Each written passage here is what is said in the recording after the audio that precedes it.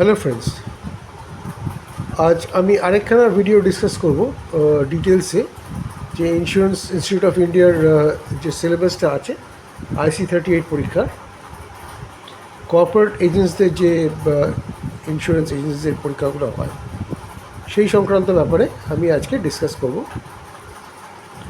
এখানে আমি অলরেডি এই চ্যাপ্টারগুলো ডিসকাস করেছি। ইনফ্যাক্ট আমি ফার্স্ট চ্যাপ্টার ডিসকাস করেছি ইন্ট্রোডাকশন টু ইন্স্যুরেন্সের ওপরে, যেটা এই কারেন্ট সিলেবাসে আছে। ইন্ট্রোডাকশন ইন্স্যুরেন্সের 1A চ্যাপ্টারটা অলরেডি ডিসকাস করা হয়ে গেছে, আমার দুটো ভিডিও এর ওপরে আছে। আজকে এর পরের চ্যাপ্টারগুলো আমরা ডিসকাস করব। এই চ্যাপ্টারটা ধরুন আমরা ডিসকাস করে নিয়েছি। Life insurance history and evolution আমাদের হয়ে গেছে, যেটা এই পার্টটা আমাদের হয়ে গেছে, হিস্ট্রি অ্যান্ড এভলিউশন হয়ে গেছে। আজকে যেটা ডিসকাস করবো সেটা হচ্ছে হাউ ইন্স্যুরেন্স ওয়ার্কস 1B। তো আসুন আমরা সেখানে চলে যাচ্ছি। এই পার্টগুলো আপনারা নিশ্চয়ই আগের ভিডিওতে দেখেছেন, নাহলে লিঙ্কে দেখে নেবেন। আমরা এটা গতবারে ডিসকাস করেছিলাম, মালহোত্রা কমিটি, এইসবগুলো, লাইফ ইন্স্যুরেন্স ইন্ডাস্ট্রি টুডে। আজকে ডিসকাস করব চ্যাপ্টার 1B। তার আগে একটা ছোট্ট প্রশ্ন করে দিই আপনি। আগের চ্যাপ্টারগুলো যেগুলো পড়েছে এটা খুবই বেসিক প্রশ্ন, এক্স্যাক্টলি এরকম ধরনের প্রশ্ন আসে পরীক্ষাতে। আমি একটা প্রশ্ন করছি, তার উত্তরটা নিশ্চয়ই দিতে পারবেন, দেখুন পারেন কিনা। Which among the following is the regulator for the insurance industry in India? এই চারটের মধ্যে ইন্স্যুরেন্স ইন্ডাস্ট্রি ইন্ডিয়াতে যেটা আছে তার regulator K? Insurance authority of India, insurance regulatory and development authority of India, life insurance corporation of India, general insurance corporation of India. এটা খুবই basic প্রশ্ন, এটা জানার ডেফিনেটলি উচিত আপনাদের। আশা করি বলে ধরে নিয়েছেন। এটা হচ্ছে number 2, insurance regulatory development authority of India. এটার অ্যাব্রিভিয়েটেড ফর্মটা বলুন তো। হ্যাঁ, নিশ্চয়ই পেরেছেন। Insurance regulatory development authority of ইন্ডিয়ার অ্যাব্রিভিয়েটেড ফর্ম যেটাকে আমরা বলে থাকি সেটা হচ্ছে IRDAI। ঠিক আছে, এটা জাস্ট এটা আইস ব্রেকিং প্রশ্ন করলাম, এরকম প্রশ্ন এসে থাকে। এখন আমরা দেখি পরের চ্যাপ্টারটা, ইন্স্যুরেন্স ফার্স্ট চ্যাপ্টার, তার 1Bতে how insurance works. Sorry. Modern commerce was founded on the principle of ownership of property. আমি প্রথমে পড়ে নিচ্ছি, পড়তে পড়তে আমি এক্সপ্লেন করতে পারবো। When an asset loses value by loss or destruction due to a certain event, the owner of the asset suffers an economic loss. যে কোনো কমার্স, যে কোনো ব্যবসা শুরু হয় একটা প্রপার্টি থেকে, তো যে কোনো প্রপার্টি ওন করা থেকে, সেটা ফিজিক্যাল প্রপার্টি হোক, ইন্টেলেকচুয়াল প্রপার্টি হোক, কোনো সার্ভিস প্রপার্টি হোক, একটা কিছু প্রপার্টি থাকতে হয়।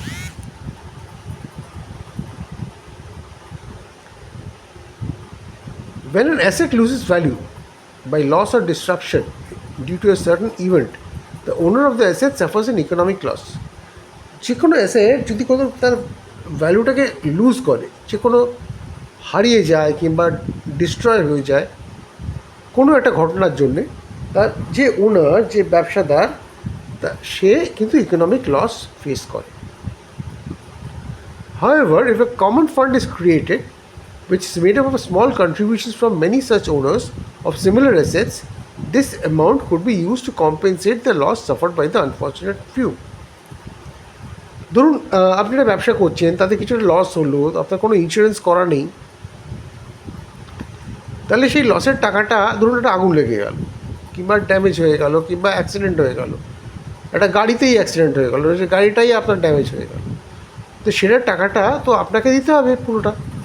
1 লাখ টাকা, 2 লাখ টাকা, 3 লাখ টাকা গাড়ি ড্যামেজ হলে যে খরচাটা হয় সেটা দিতে হবে। কিন্তু সেটা যদি আপনার কোনো ইন্স্যুরেন্স করা থাকতো, সেটা সেটা সেই ইন্স্যুরেন্স কোম্পানি দিতে পারতো। মানে ইন্স্যুরেন্সের যে ছোটো ছোটো কন্ট্রিবিউশন আপনি করতেন, যে আপনি ধরুন প্রিমিয়াম দিতেন, সেটা অনেকেই দিয়ে থাকতো, সেই ইন্স্যুরেন্সের কন্ট্রিবিউশন থেকে আপনার এটা টাকাটা মিটে যেতে পারত। In simple words, the chance of suffering a certain economic loss and its consequence could be transferred from one individual to many through the mechanism of insurance. মানে ইন্স্যুরেন্সের প্রক্রিয়ায় যে আপনার যে পার্সোনাল যে লসটা হতো কিংবা যে কোনো ব্যবসাদারের যে লসটা হয়, সেটা সবাই যদি ছোটো ছোটো ছোটো ছোটো অ্যামাউন্ট অফ প্রিমিয়াম দিয়ে একটা ইন্স্যুরেন্স একটা ফান্ড তৈরি করে, সেখান থেকে সেটাকে মিট করা যেতে পারে। তাহলে ইন্স্যুরেন্স ডেফিনেশনটা কী হচ্ছে? Insurance may thus be considered as a process by which the losses of a few who are unfortunate to suffer such losses are shared amongst those exposed to similar uncertain event or situations. মানে insurance এমন একটা process যার ভেতর দিয়ে যে কয়েকজনের ক্ষতি যদি হয়ে থাকে, ধরুন 100 জন ইন্স্যুরেন্স করেছেন, তার মধ্যে ক্ষতি হয়েছে 2 জন কি 3 জনের, একটা কারো আগুন জ্বলে গেছে, কারোর অ্যাক্সিডেন্ট হয়েছে, কারো চুরি হয়ে গেছে। সবাই যে কন্ট্রিবিউটটা করেছে, ধরুন কিছু কিছু টাকা তারা প্রিমিয়াম হিসেবে দিয়েছে, সেই যে পুলটা তৈরি হয়েছে সেইটা থেকে তাদের লসটা সেটা তাদের মিটিয়ে দিতে পেরেছে ইন্স্যুরেন্স কোম্পানি। আচ্ছা, এটা ডায়াগ্রামের থ্রু দিয়ে ইন্স্যুরেন্সটা বোঝাচ্ছি।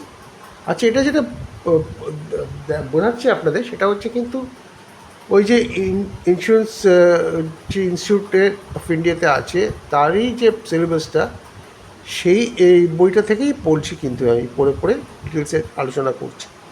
তো এইখান থেকেই প্রশ্ন সব আসবে, এর বাইরেতে কিছু আসবে না।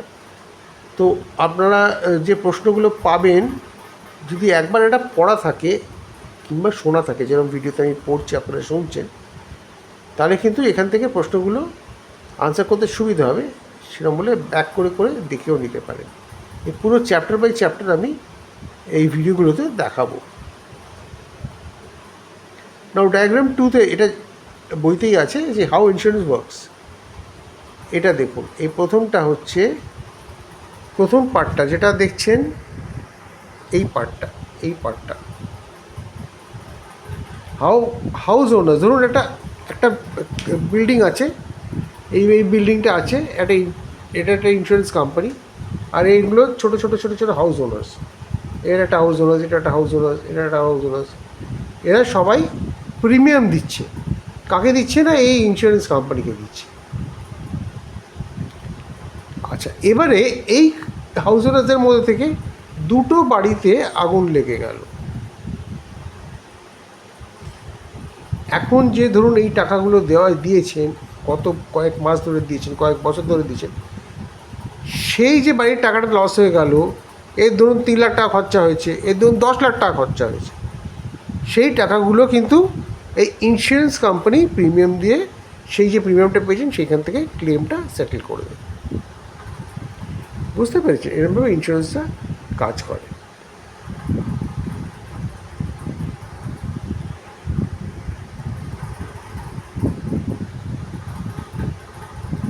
ঠিক আছে, there is however a catch here. এখানে কটা প্রশ্ন অবভিয়াসলি উঠে আসে। যে কোনো একটা সিচুয়েশন নতুন তৈরি হবে, তাতে কটা প্রশ্ন থাকবেই।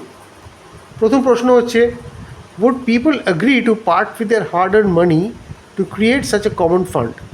সাধারণ লোকে কি এই এমন একটা কিছু ফান্ড তৈরি করতে চাইবে যে যেখানে তাদের টাকা দিয়ে তাদের অন্য, ধরুন তার ক্ষতি হলো না, অন্য কারো ক্ষতি হলো, সে কী করে অ্যাসিওর্ড হবে যে তার টাকাটা এখানে ঠিক জায়গায় কাজে লাগবে? How could they trust that their contributions are actually being use for the desired purpose? যেটা বলছিলাম, যে তারা কী করে মনে করবে যে তারা যে টাকাটা দিচ্ছে সত্যিই সেটা কাজে লাগবে কি না। তৃতীয় হচ্ছে, how would they know if they are paying too much or too little? কেউ ভাবতে পারে আমি হয়তো বেশি দিয়ে দিচ্ছি, মাসে 300 টাকা বেশি হচ্ছে। কেউ ভাবছে না, 300 টাকাটা কমই হচ্ছে, আমাদের যে ক্ষতি হতে পারে সেটা হয়তো 500 টাকা হওয়া উচিত। এক্স্যাক্ট অ্যামাউন্টটা কে ডিসাইড করবে? কোনটা ঠিক অ্যামাউন্ট হবে? Obviously, someone has to initiate and organize a process and bring members of the community together for this purpose. কোনো একটা অর্গানাইজেশন দরকার যারা এদের সবাইকে একসঙ্গে বুঝিয়ে একটা কমন আন্ডারস্ট্যান্ডিংয়ে নিয়ে আসতে পারবে। That someone is known as an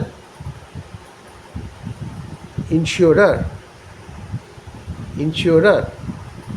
যে insurance company basically who determines the contribution that each individuals must make to the pool and arrange to pay to those who suffer the loss.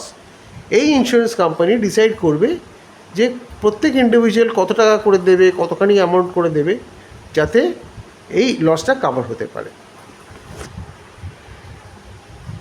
The ইন্স্যুরার must also win the trust of the individuals and the community.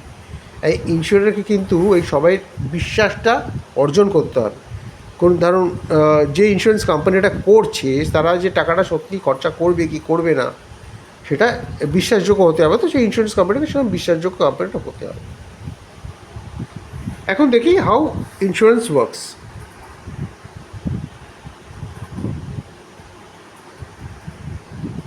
How insurance works. Firstly, there must be an asset which has an economic value. প্রথমে আমরা একটা insurance করতে হবে, একটা কোনো asset থাকতে হবে, তো কিছু কী কোনটাকে ইনশিওর করবে, কাকে ইনশিওর করবে। ধরুন ইট মে বি ফিজিক্যাল, ধরুন like a car or a building, একটা অ্যাসেট থাকতে হবে। আপনার বিল্ডিংকে, আপনার বাড়ি আছে সেটাকে ইনশিওর করছেন, কিংবা আপনার গাড়ি আছে সেটাকে ইনশিওর করছে, ঠিক আছে। কিংবা it may be non physical like name or goodwill, আপনার একটা ব্যবসায় নাম আছে, কিংবা একটা পার্সোনালি আপনার একটা সম্মান আছে, সেই নাম গুডউইল সেটাকে ইনশিওর করতে হবে। কিংবা পার্সোনাল কিছু লাইক ওয়ান্স আইস, কোনো আপনার অঙ্গ প্রত্যঙ্গ, চোখ, হাত, পা। যেমন খেলোয়াড়রা জানেন তো, বড় বড় খেলোয়াড়দের, এই রোনাল্ডো, মেসি, নেইমার, যারা বিশ্ববিখ্যাত খেলোয়াড় আছে, সচিন টেন্ডুলকার, ধোনি, সবাই কিন্তু এই অঙ্গ প্রত্যঙ্গ কিন্তু ইনশিওর করা থাকে, হাত, পা। কারণ তাদের ওটা যদি ভেঙে যায়, হাত যদি ভেঙে যায়, পা যদি ভেঙে যায়, তাহলে তো কেরিয়ারটাই শেষ, বিশাল তার ইনকামটা সেখান থেকে, তার জীবনটাই শেষ হয়ে যাবে। সেগুলো কিন্তু ইনশিওর আপনি করতে পারবেন।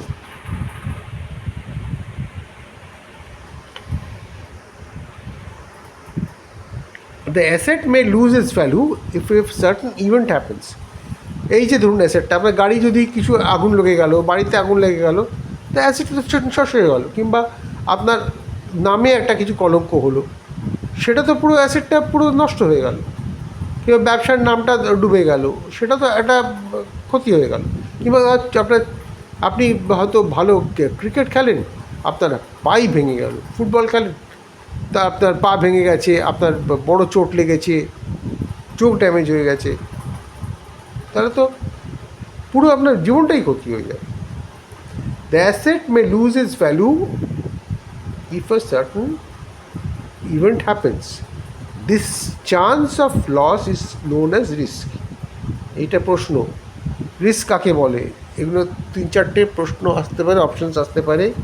এটা রিস্ক, ইন্স্যুরেন্সের প্রথম একদম কথাটা হচ্ছে রিস্ক। রিস্ক না হলে ইন্স্যুরেন্স হয় না। This chance of loss is called risk. এটা কিন্তু important. This chance of loss is called risk. The cause of the risk event is known as peril. এই রিস্কটা কেন হচ্ছে, যে ঘটনার সূত্রে এই রিস্কটা হচ্ছে, সেটাকে বলা হয় পেরিল, ঠিক আছে। there is a principle known as pooling. এবারে ইন্স্যুরেন্সের দিকে আসছি, যেটা ব্যাপারটা হচ্ছে পুলিং মানে কি, একসঙ্গে জোগাড় করা। This consists of collecting numerous individuals' contributions known as premiums from various persons. These persons have similar assets which are exposed to similar risks. যে আগে যে এক্সাম্পলটা দেখাচ্ছিলাম, অনেকের বাড়ি আছে, সেই বাড়ি থেকে তারা প্রপার্টির জন্যে প্রিমিয়াম দিয়ে দিয়ে ইনশিওর করতে, একই ধরনের তাদের ক্ষতি হতে পারে, বাড়িতে আগুন লাগতে পারে, বাড়ি থেকে চুরি হতে পারে, বাড়িতে ভেঙে পড়ে যেতে পারে, সেগুলো থেকে তাদের সেই অ্যাসেটগুলো প্রোটেক্ট করার জন্য, কিংবা গাড়ি অ্যাক্সিডেন্ট হতে পারে, গাড়ি চুরি হয়ে যেতে পারে, যে কোনো জায়গায় সেই রিস্কগুলো সেগুলোর, তাই জন্য তাদের প্রিমিয়াম দিয়ে সেটা একটা সেই ডিফারেন্ট যারা একই ধরনের অনেকজন, আপনার একা তো গাড়ি নেই, ধরুন 100 জন 200 জন 1000 জন, তারা প্রিমিয়ামের টাকা দিয়ে সেই প্রিমিয়াম একটা ফান্ড তৈরি হচ্ছে, সেই ফান্ড থেকে ইন্স্যুরেন্স কোম্পানি আপনাদের অ্যাসেটটা ম্যানেজ করতে পারে, আপনার এই ক্ষতি হলে সেটা ম্যানেজ করতে পারে। The pool of funds is use to compensate the few who might suffer the losses.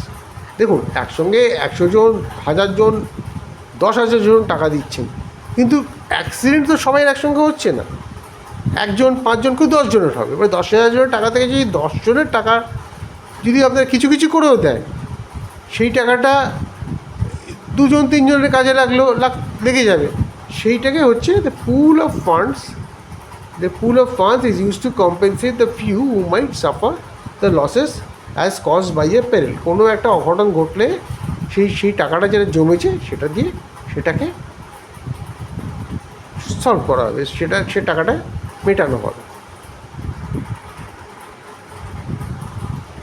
This process of pooling funds and compensating the unlucky few is carried out through an institution known as the insurer.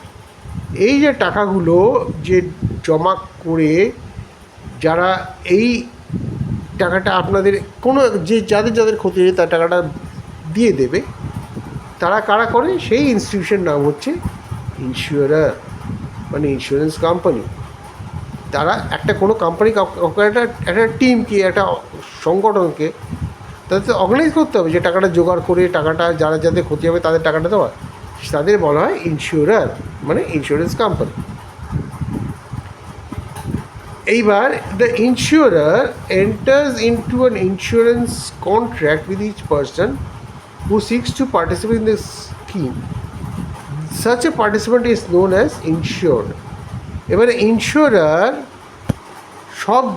এদের যারা এই জন্য বাড়ি যাদের আছে, যাদের গাড়ি আছে, যাদের ব্যবসা আছে, তাদের সঙ্গে কন্ট্যাক্ট করে প্রত্যেকের কাছ থেকে টাকা নিয়ে যে ফান্ডটা তৈরি করছে, যেখান থেকে টাকাটা দিয়ে তাদের কোনো একজনের ক্ষতি, 10 জনের ক্ষতি হলো, তাদের টাকাটা মেটানো হবে, সেটা ইন্স্যুরার করলো।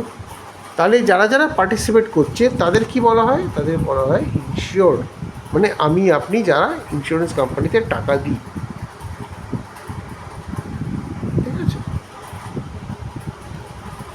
Insurance reduces burdens.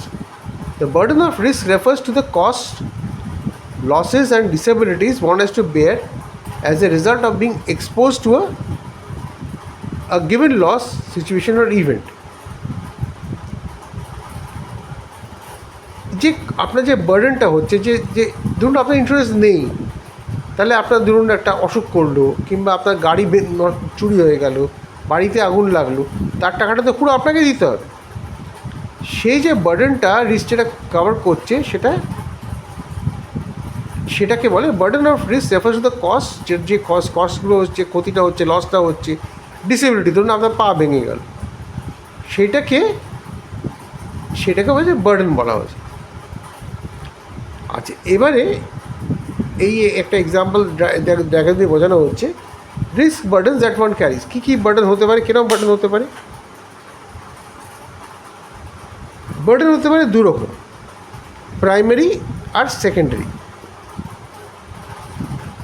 Risk burden that one carries, একটা হচ্ছে প্রাইমারি আর একটা সেকেন্ডারি।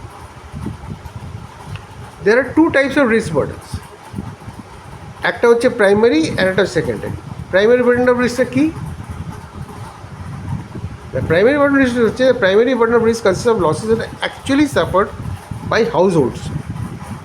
মানে এটা অ্যাকচুয়ালি ঘটনাটা ঘটেছে, একটা কারো ব্যবসা ক্ষতি হয়ে গেছে, কারো বাড়ি আওতে আগুন লেগে গেছে, গাড়ি চুরি হয়ে গেছে, as a result of pure risk events, কিছু হয়েছে, আগুন লেগেছে, চুরি হয়েছে, এগুলো অ্যাকচুয়াল ঘটনা, সেটাকে বলে প্রাইমারি লসেস।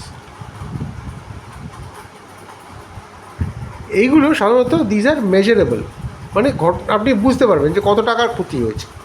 গাড়ি পুড়ে গেলে কত টাকা ক্ষতি হয়েছে, গাড়ি অ্যাক্সিডেন্ট হলে কত টাকা ক্ষতি হয়েছে, বাড়িতে আগুন লাগলে কত টাকা ক্ষতি হয়েছে, আপনার হাত পা ভেঙে গেলে কত টাকার বিল হতে পারে।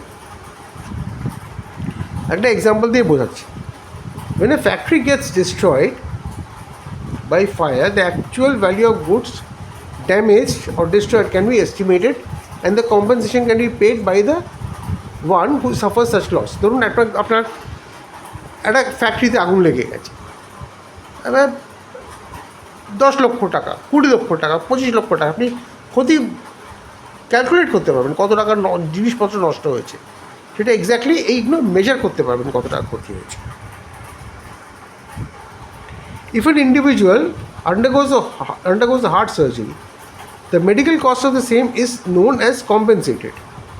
কারো যদি হার্ট সার্জারি হয়ে থাকে তাহলে কত টাকা ক্ষতি হতে পারে, ধরুন 5 লাখ টাকার আপনার তার হার্ট সার্জারি হয়েছে, তার হাসপাতালে খরচা হলো, ডাক্তার ফাক্তার নিয়ে হসপিটালে থাকা নিয়ে তার খরচা হলো 5 লাখ টাকা, সেটা একটা মেজার করতে পারবে। হার্ট সার্জারি যে অ্যামাউন্টটা খরচ করছে সেটা মেজার করতে হবে। আচ্ছা, এটা হলো ডাইরেক্ট।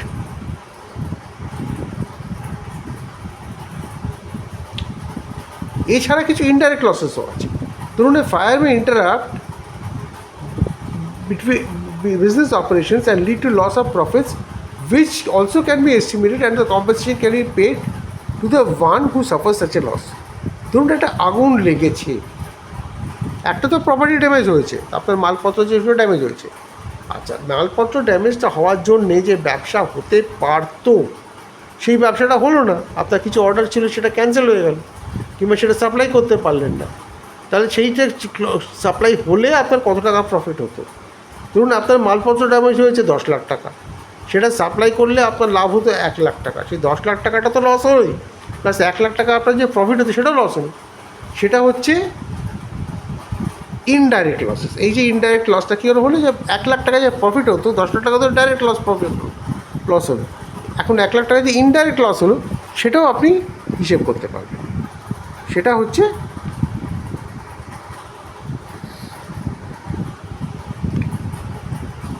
হচ্ছে আপনার ইনডাইরেক্ট লস হবে। এটা তো অনেকখানি হয়ে গেছে আজকে, ঠিক আছে, এটা পড়ে নি। সেকেন্ডারি বার্ডেন অফ রিস্ক আরেকটা হচ্ছে কি, ওটা তো primary burden of, secondary burden of কি, suppose no such events occur and there is no loss. ধরুন এমন কোনো ঘটনা হবার কথা ছিল কিন্তু ঘটেনি। Does it mean that those who are exposed to the peril carry no burden? The answer is that apart from the primary burden, one also carries a secondary burden of risk.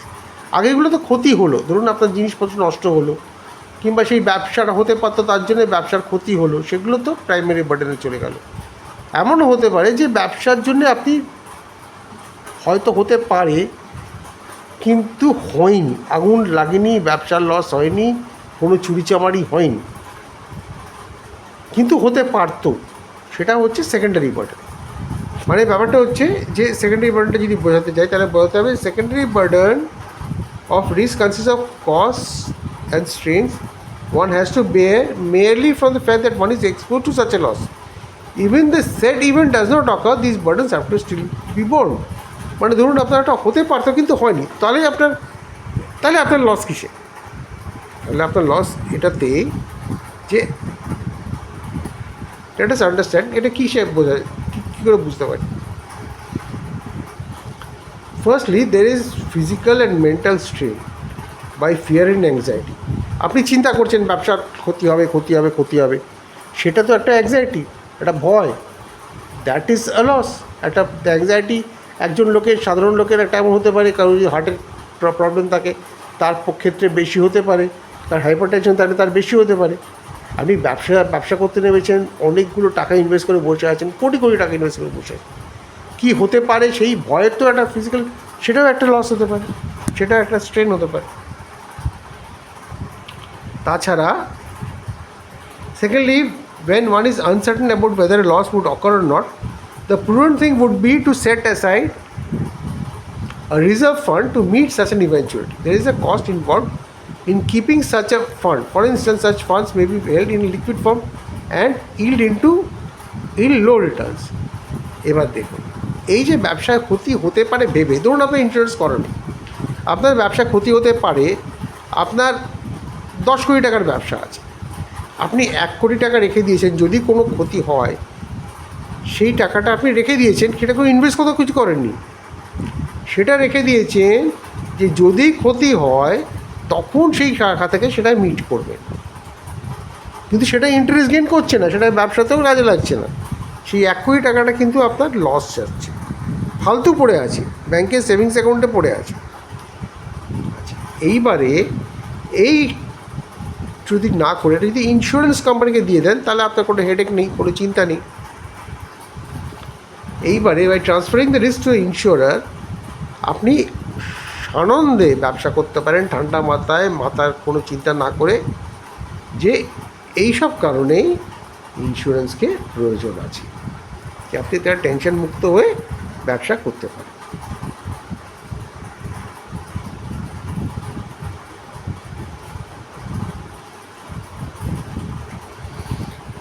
আচ্ছা, এই যেটুকু পড়লাম তার থেকে একটা প্রশ্ন আসে, আমি করেই নিচ্ছি এখানে শেষ করার আগে, এইটাই last.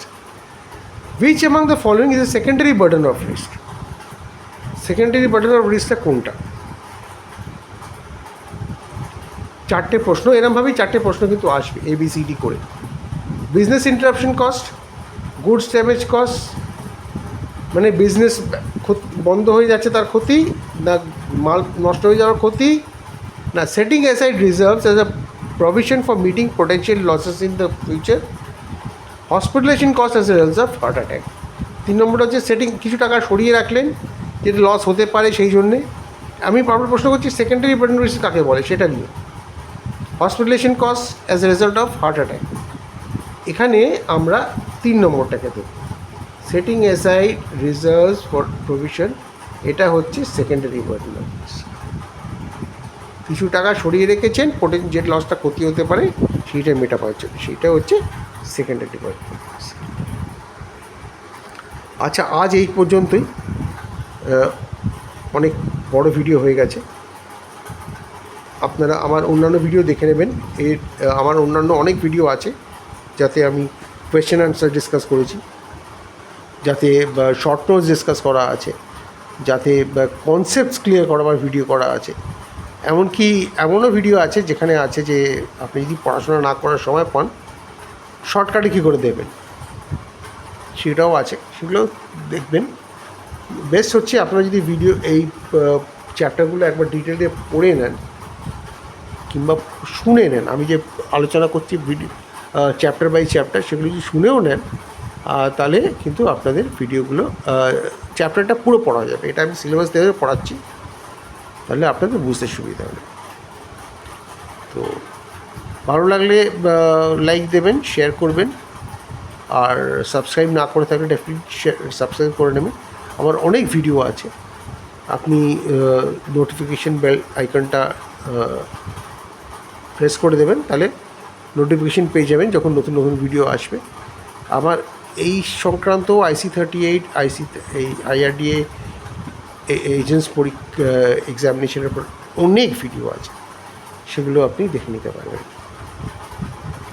Okay, thank you, best of luck for your next examination.